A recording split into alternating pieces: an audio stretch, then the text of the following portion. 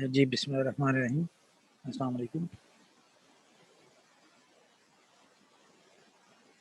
The course we are learning is Introduction to Statistics, and the book we are following is Statistics for Business and Economics, written by Anderson and Sweeney. We are learning chapter number 18, Time Series. In the last lecture, we have discussed what is a time series, what are the types of time series, and then we discussed some forecastings, MAE, MSE, MAP. Today, we are going to learn some methods for the forecasting. Today, we are going to learn moving averages. In this lecture, we are only concerned with the moving averages. In this section, we discuss three forecasting methods that are appropriate for a time series with a horizontal pattern, moving averages, weighted moving averages, and exponential smoothing. These methods also adapt well to changes in the level of horizontal pattern, such as we saw with the extended gasoline time series. However, without modification, they are not appropriate when significant trend, cyclic, or seasonal effects are present. Because the objective of each of these methods is to smooth out the random fluctuation in the time series, they are referred to as smoothing methods. These methods are easy to use and generally provide a high level of accuracy for short-range forecast, such as forecast for the next time period. जो आपके छोटे trends होते हैं उनके अंदर ये जो smoothing वाले होती है ना, ये आपकी एवरेजेस जो हैं वो फोरकास्टिंग मेथड्स जो हैं, अगर आप इनके थ्रू एवरेजेस के थ्रू कंप्यूट करते हैं तो वो बड़ी एक्यूरेट निकलती हैं. The first method is moving average. The moving average is method use the average of the most recent key data value in the time series at the forecast for the next period.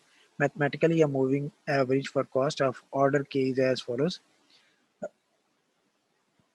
Moving average होती है वो आपके data की जो सबसे recent की value होती है ना, सबसे आखिरी जो वैल्यू होती है उसको यूटिलाइज करती है नेक्स्ट टाइम पीरियड के लिए.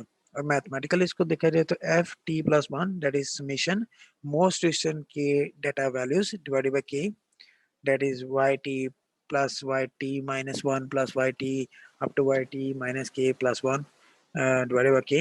ये के वाई टी माइनस वन ये क्या है, ये मैं आपको आगे इंशाल्लाह हम लोग जब क्वेश्चन करते हैं तो उसमें समझाता हूँ.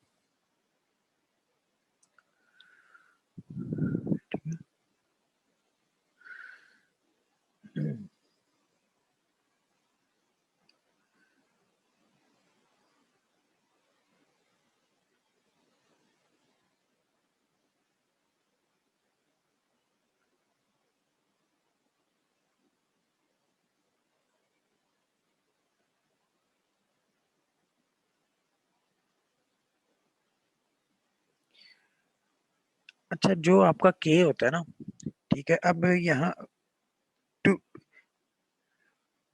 टू वीक्स मूविंग एवरेज भी हो सकता है, 3 वीक्स मूविंग एवरेज भी हो सकता है, 4 वीक मूविंग एवरेज भी हो सकता है, 5 वीक मूविंग एवरेज भी हो सकता है, 7 वीक भी हो सकता है. डिपेंड कर रहा होता है, ठीक है. जो आपको कहा जाएगा आप उस तरीके से करेंगे. इस एग्जांपल में हम लोग जो है वो to illustrate how moving average can be used to forecast gasoline sales, we'll use a 3 week moving averages. अब जो के था हमारे पास वो बेसिकली अब 3 हो गया, ठीक है. हम 3 वीक्स की मूविंग एवरेज कंप्यूट करेंगे, ठीक है. जो आपका के होता है वो डिपेंड कर रहा होता है. अगर तो आपके पास डाटा लेंथी हो तो आप के की वैल्यू जो है वो जरा बढ़ा लेते हो. अगर आपके पास डाटा कम हो तो आप के की वैल्यू कम कर लेते हैं, ठीक है. We begin by computing the forecast of sales for using the average of the time series value in week 1 to 3. अब हमने पहले चौथे वीक की एवरेज कंप्यूट करनी है किसकी बेस के ऊपर, पहले 3 वैल्यूज की बेस के ऊपर। ठीक है, कैसे देखें, आपके पास ये टेबल देखें, वीक पहला कॉलम और टाइम सीरीज, ये आपके पास एक्चुअल डाटा है। ठीक है, ये आपके पास एक्चुअल में डाटा है। अब आपने 3 वीक मूविंग एवरेज कंप्यूट करनी है, तो आप क्या करेंगे, 3 जब होगा ना तो पहले जो फॉरकास्ट का कॉलम बनाएंगे उसमें 17 प्लस 21 प्लस 19 डिवाइडेड बाय 3 क्यों लिखा गया, क्योंकि आपने 3 वीक मूविंग एवरेज की है। ठीक है, तो 17 प्लस 21 प्लस 19 डिवाइडेड बाय 3 करेंगे तो उसकी एवरेज आएगी 19, जो कि चौथे कॉलम के सामने लिखी जाएगी। समझ रहे हैं, क्योंकि आप चौथे वीक से कंप्यूट कर रहे हैं। और इसी तरह जब आप नेक्स्ट कंप्यूट करेंगे तो फिर ऊपर वाला 17 खत्म हो जाएगा, फिर आप नेक्स्ट 3 वीक्स की कंप्यूट करेंगे तो 21 प्लस 19 प्लस 23 डिवाइडेड बाय 3 करेंगे तो 21 आंसर आएगा। ठीक है, ये देखें, जब आप F4 कंप्यूट करेंगे, average of week 1 to 3, that is 17 plus 21 plus 19 divided by 3, तो आपके पास आंसर आ जाएगा 19। ठीक है, thus the moving average for cost of sales in week 4 is 19 or 19,000 gallons of gasoline, because the actual observed value in week 4 is 23. The forecast error in week 4 is 23 minus 19 4।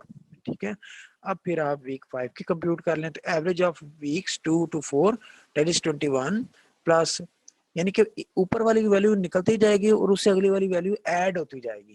ठीक है, moving average का मतलब ये होता है कि ऊपर वाली एक वैल्यू निकलती जाएगी, नीचे की एक वैल्यू ऐड होती जाएगी। ठीक है, तो इस तरह आप करके सारा वैल्यू जो है वो कंप्यूट कर लेंगे। ठीक है, तो 21 आ गया, उसके बाद फिर आप देखें 21 वाली वैल्यू टाइम सीरीज में खत्म हो जाएगी, 19 प्लस 23 प्लस 18 डिवाइडेड बाय 3 करेंगे तो आपके पास 20 आ जाएगा। फिर ऊपर 19 खत्म हो जाएगा, 23 प्लस 18 प्लस 16 करेंगे तो आपके पास डिवाइडेड बाय 3 करेंगे, आपके पास आंसर 19 आ जाएगा। ठीक है, फिर आपका 18 प्लस 16 प्लस 20 करेंगे, डिवाइडेड बाय 3 करेंगे तो आपके पास आंसर जो है वो 18 आ जाएगा। ठीक है, फिर आप नेक्स्ट के लिए 16 प्लस 20 प्लस 18 डिवाइडेड बाय 3 करेंगे तो फिर आंसर आपके पास क्या आ जाएगा, 18 आ जाएगा। फिर आपका 20 प्लस 18 प्लस 22 डिवाइडेड बाय 3 करेंगे तो आपके पास आंसर जो है वो 20 आ जाएगा। ठीक है, फिर आप 18 प्लस 22 प्लस 20 करेंगे तो आपके पास आंसर डिवाइडेड बाय 3 करेंगे तो आपके पास आंसर जो है वो 20 आ जाएगा। ठीक है, फिर आप नेक्स्ट के लिए 22 प्लस 20 प्लस 15 डिवाइडेड बाय 3 करेंगे तो आपके पास आंसर जो है वो 19 आ जाएगा। ठीक है, तो 19 के नीचे आपको जाने की जरूरत नहीं है, आपका 12 तक था आपका कंप्लीट हो गया, दैट्स इट। नेक्स्ट कॉलम आपका जो है वो फॉरकास्ट एरर का है। आपने देखिए बेसिकली करना MAE MSE MAPE के थ्रू ही करना है आपका जो चीजें है ना, लेकिन आपने क्या किया, सिर्फ फॉरकास्ट वाला जो कॉलम था ना उसको बनाने का तरीकाकार जो है वो डिफरेंट हो गया। ठीक है, ऐसा हुआ, फॉरकास्ट का जो कॉलम था वो आपका बनाने का तरीकाकार जो है वो डिफरेंट हो गया। अब अगर यहाँ पे 5 वीक का कहा जाए तो क्या करेंगे, आप पहली 5 वैल्यूज लेंगे उनका करेंगे तो फिर छठे वाले कॉलम के सामने रखेंगे और आगे इस तरह करते जाएंगे। ठीक है, फॉर कॉस्ट एरर वही है, 23 माइनस 19 किया 4 आ गया, 18 माइनस 23 की 21 किया -3 आ गया, 16 माइनस 20 किया -4 आ गया, 20 माइनस 19 किया 1 आ गया, 18 माइनस 18 किया 0 आ गया, 22 माइनस 18 किया 4 आ गया, 20 माइनस 20 किया 0 आ गया, 15 माइनस 20 किया -5 आ गया, 22 माइनस 19 किया तो 3 आ गया। ठीक हो गया जी।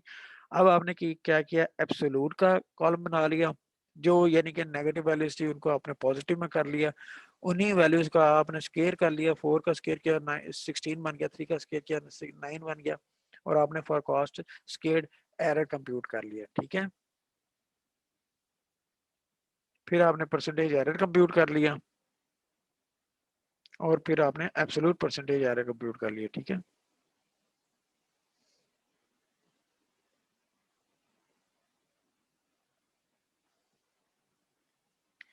याद रखिएगा, आप लोगों को टाइम सीरीज का ग्राफ भी बनाना जरूरी है, ठीक है।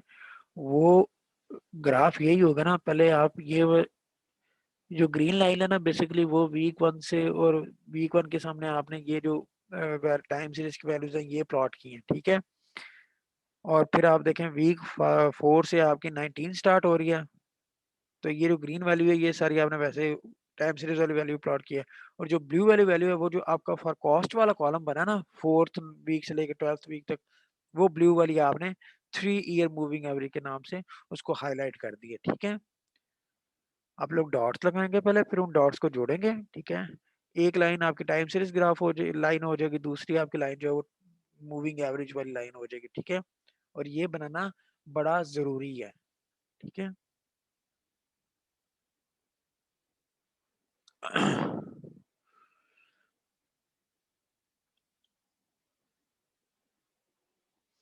और ये देखें आपने एम ए ई जो है वो आपका absolute value of or cost error पे बेस करता है। 24 डिवाइडेड बाय उसने क्या किया, अब हमारे पास वैल्यूज कितनी है, नंबर ऑफ वैल्यूज हमारे पास हैं 9, तो 2.67 आ गया। एमएससी जो है वो हमारा इसके ऊपर स्क्वायर्ड एरर के ऊपर बेस करता है, दैट इज 92 डिवाइडेड बाय 7 9 करेंगे तो आपके पास 10.22 आ जाएगा। और आपका एम ए पी ई जो है वो 129.21 है, डिवाइडेड बाय 9 करेंगे तो आपके पास 14.36 आ जाएगा। तो ये जो वैल्यूज बेसिकली आपको बता रही है ना, ये वैल्यूज आपको, अब आप अगर फॉरकास्ट करना चाह रहे हैं 13वें वीक की, ठीक है, आप अगर फॉरकास्ट करना चाह रहे हैं 13वें वीक की, तो फिर जो है एम ए ई की वैल्यू क्या आएगी 2.67। अगर आप एम एस सी के थ्रू कंप्यूट करना चाह रहे हैं, देखें ना, ये देखें, अगर यहाँ पे 13 वीक लिखे ना, तो फिर 13 वीक के कॉलम में जो absolute value of for cost error आएगी वो 2.67 आ जाएगी। इसी तरह स्केड फॉर कॉस्ट एरर वाले कॉलम में क्या वैल्यू आएगी 10.22 आ जाएगी, ठीक है। और एम ए पी के कॉलम में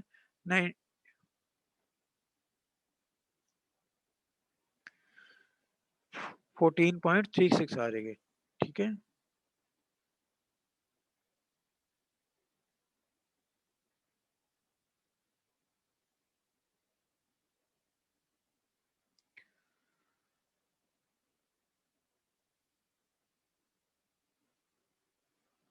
ठीक है,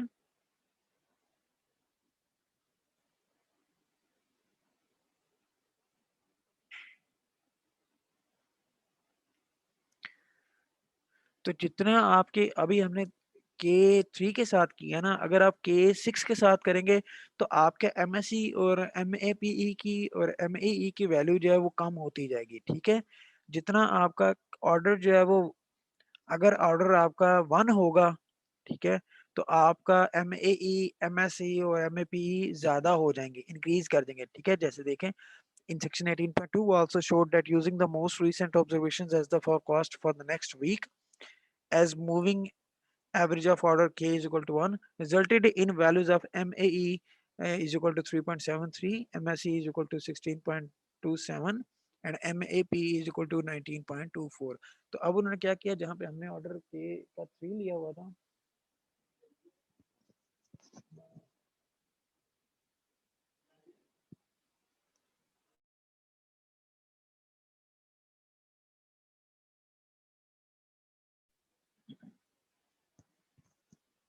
तो जैसे हम लोगों ने के का ऑर्डर कम किया, हमारे ये जो वैल्यूज थी जिनकी बेस के ऊपर हम लोग डिसाइड कर रहे थे, ठीक है, या कंपैरिजन के लिए वैल्यूज थी, मेयर्स थी, रिलेटिव मेयर्स थी, वो ज्यादा होगी। और अगर हम लोग के का ऑर्डर ज्यादा करेंगे तो ये वैल्यूज कम हो जाएंगी, ठीक है।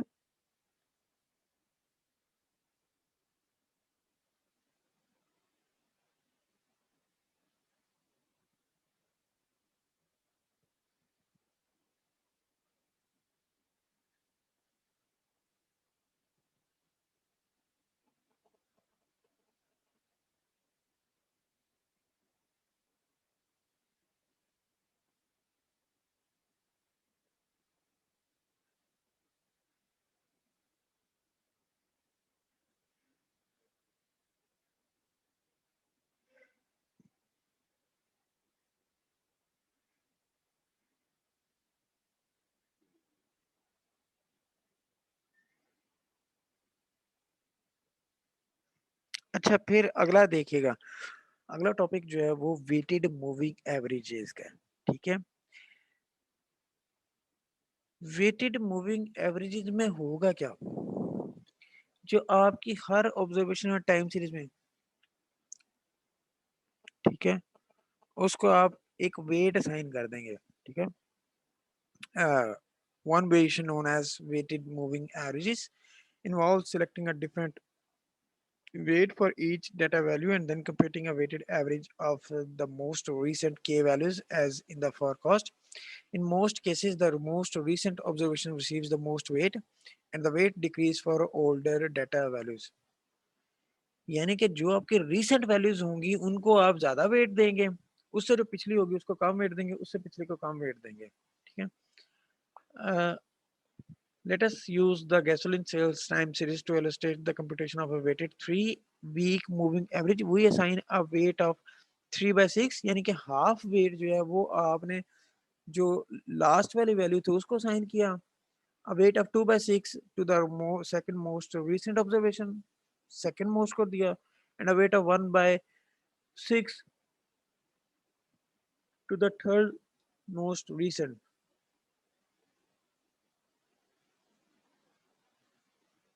ठीक है।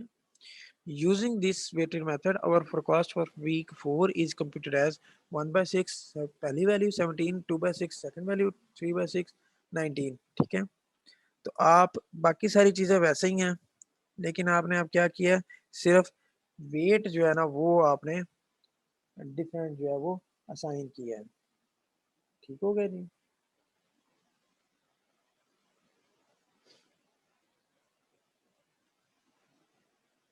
वेट अब आप डिफरेंट जो है वो उनको असाइन कर रहे हैं, ठीक है, वेटेड के थ्रू। बाकी सारा कॉलम जो है वो आपके बिल्कुल वैसे ही बनेंगे जैसे आपके ऊपर वाले कॉलम में, लेकिन जो आपका फॉरकास्ट वाला कॉलम था उसमें अब आपने डिफरेंट तरीके से बनाया है, ठीक हो गया। जो आपका फॉरकास्ट वाला कॉलम है वो आपने डिफरेंट तरीके से बनाया है, बाकी सारी जो चीजें हैं वो आपने दोबारा बनाई है, उसी तरह बनाई है, ठीक है। वेट्स अब आपने उसको असाइन किए हैं डिफरेंट, ठीक है। तो दोबारा देखिएगा, मैं आपको दोबारा दिखाता हूँ।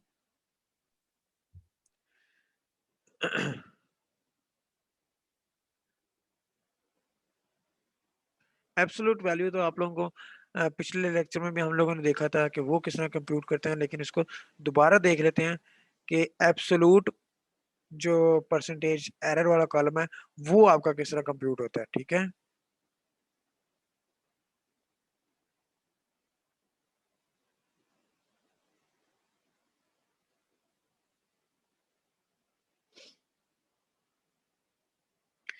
एब्सोल्यूट का कॉलम आप लोग देखिएगा, एब्सोल्यूट का कॉलम आपका जो आपका कॉस्ट एरर आया हुआ है ना, यानी कि यहाँ पे पहले देखें 4 है, 4 डिवाइडेड बाय 23 मल्टीप्लाई बाय 100 करेंगे तो आपके पास पहली वैल्यू जो है वो 17.39 की आ जाएगी, ठीक है। 4 डिवाइडेड बाय 23 मल्टीप्लाई बाय 100 करेंगे तो आपके पास 17.39 आ जाएगा। इसी तरह नेक्स्ट देखिएगा, -3 डिवाइडेड बाय 18 मल्टीप्लाई बाय 100 करेंगे तो आपके पास परसेंटेज जो एरर है वो -16.67 आ जाएगा। इसी तरह -4 divided by 16 multiply by 100 -25, 1 divided by 20 multiply by 100 5, 0 divided by 18 multiplied by 100 0, 4 divided by 22 multiplied by 100 18.818, 0 divided by 20 multiplied by 100 0, -5 divided by 15 multiplied by 100 -33.33, 3 divided by 22 multiplied by 100 13.64। और आप परसेंटेज का column जो है उसको एब्सोल्यूट में यानी कि plus को नेगेटिव्स को भी पॉजिटिव्स के अंदर कन्वर्ट कर लेंगे, ठीक है। तो जो मेन इंपॉर्टेंट आपको जो डाटा गिवन किया जाएगा वो यहाँ पे देखें, सिर्फ आपको वीक्स और टाइम सीरीज वैल्यूज, ये दो वैल्यूज आपको गिवन की जाएंगी, ठीक है। उसके बाद जो भी आपको कहा जाएगा 3 वीक का कहा जाएगा तो आप पहली 3 वैल्यूज को ऐड करेंगे डिवाइडेड बाय 3 और चौथे वीक के कॉलम के सामने रखेंगे, ठीक है। फिर इसी तरह नेक्स्ट ऊपर वाली एक वैल्यू निकालते जाएंगे, नीचे वाली एक वैल्यू ऐड करते जाएंगे और कंटिन्यू करते जाएंगे। Forecast error actual value minus forecasting value, 23 minus 19 करेंगे तो 4 आ जाएगा, वो आपके पास आ जाएगा। फिर उन्हीं वैल्यूज को आप एब्सोल्यूट कर देंगे। एब्सोल्यूट का मतलब ये होता है कि जो नेगेटिव वैल्यूज हैं उनको आप पॉजिटिव के अंदर कन्वर्ट कर देंगे, ठीक है। तो ये आपका absolute value of forecast error, ये MAE के लिए यूज होगा, ठीक है। फिर उन्हीं वैल्यूज को आप स्क्वायर कर देंगे, तो स्क्वायर्ड फॉरकास्ट एरर आप इसके थ्रू आप MSE निकालेंगे। फिर आप परसेंटेज एरर निकालेंगे, यानी कि forecast error divided by actual value multiply by 100, वो आपके पास कॉलम आएगा। आप उसको एब्सोल्यूट माइनस वैल्यूज को पॉजिटिव में कन्वर्ट करेंगे तो एब्सोल्यूट आ जाएगा, ठीक है। उसकी बेस के ऊपर आप MAP निकालेंगे, MAPE निकालेंगे, ठीक है। तो ये था आपका, ठीक है।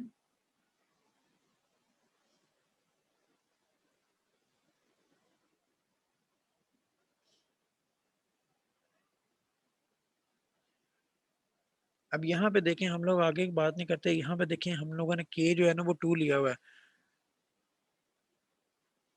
ठीक है। तो 17 प्लस 21 डिवाइडेड बाय 2 किया, हमारे पास 17 आ गया, ठीक है। 21 प्लस 19 किया डिवाइडेड बाय 2 किया तो हमारे पास क्या आ गया, 17.8 आ गया। तो इस तरह करके जो भी आपके पास के की वैल्यू दी जाएगी आप उसको कर लेंगे, ठीक है।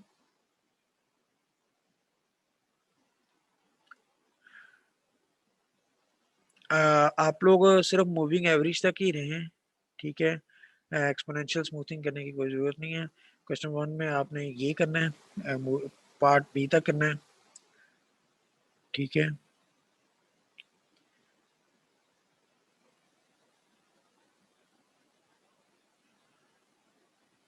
ठीक है, तो आप लोग का जो टॉपिक है वो सिर्फ मूविंग एवरेजेस तक है, ठीक है। एक्सपोनेंशियल स्मूथिंग उसमें कवर नहीं है। जो भी आप लोग क्वेश्चन अटेम्प्ट करेंगे वो सिर्फ आप लोग मूविंग एवरेज तक करेंगे, ठीक है। इस लेक्चर के अंदर अगर कोई चीज़ें क्लियर नहीं होंगी आप लोग क्वेश्चन अटेम्प्ट करके आइएगा। इंशाल्लाह नेक्स्ट क्लास के अंदर फिर हम लोग इनको जो है वो डिस्कस कर लेंगे, ठीक है।